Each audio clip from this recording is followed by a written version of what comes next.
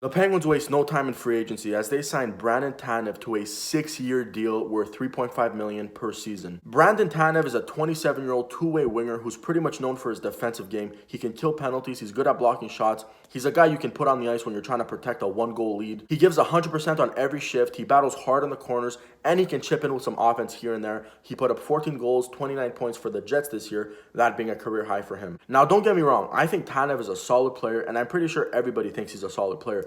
The problem with most Penguins fans with his contract is the term and the AAV being a little too high. Like I said, Tanev is a good player, but my problem with this signing is the fact that you already have a player like this, and it's Bryan Rust. He does the exact same thing that I described before. He works hard on every shift, battles hard in the corners. You can put him on the ice at the end of the game. He kills penalties, and he also makes $3.5 million per season, and this means one of them has to go. It's not going to be Tanev because you just signed him to 6 years. The way it's looking, Bryan Rust is probably going to be traded because the Penguins can't afford two players doing the same thing for the same price. And that's a reason why I don't really like this signing, because in my opinion, I think Bryan Rust is a better player than Tanev. And if you're signing Tanev just to replace Rust, that's a loss in my opinion. If you can keep Rust, this changes the whole story, because adding a guy like Tanev without giving up any assets is a good move. He's not a bad player. Now, I know we've been saying this forever, but try really your hardest to get rid of Jack Johnson, because if you trade him for a pick, that salary that Jack Johnson makes will just be handed over to Tanev, and I'd much rather pay Tanev to be on the Penguins than Jack Johnson, because Tanev won't hurt the Penguins when he's on the ice.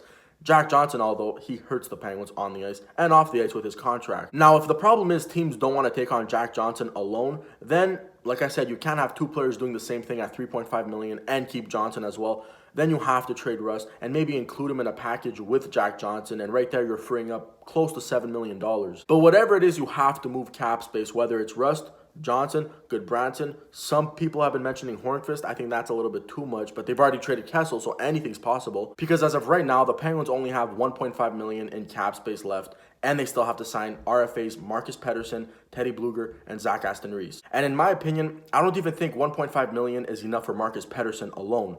Now, on top of it, you have to sign Zach Aston Reese and Teddy Blueger, who I think won't want too much money, but you still need to sign them. And you know what? Over the last couple days, I've kind of realized what Jim Rutherford is doing here. Going back a couple weeks to the Oli Mata trade for Cahoon, going back a couple days for the Kessel trade, and now this signing, I've realized Jim Rutherford has said this many times ever since the Penguins got swept, is he's trying to change the culture. And this is exactly what these moves are to me. He's just changing the culture, because I don't think he could have come back with the same team next year hoping they're going to have a better result. Because in my opinion, I don't think this team is better than they were last year, but it is different. And sometimes difference is what makes your team better. Because you still have your core in Crosby, Malkin, Chris Letang. You have Matt Murray, who hopefully is going to be the Matt Murray he was in the second half of the season. Now you just have to be partially kind of lucky and hope that Galchenyuk hits with Malkin.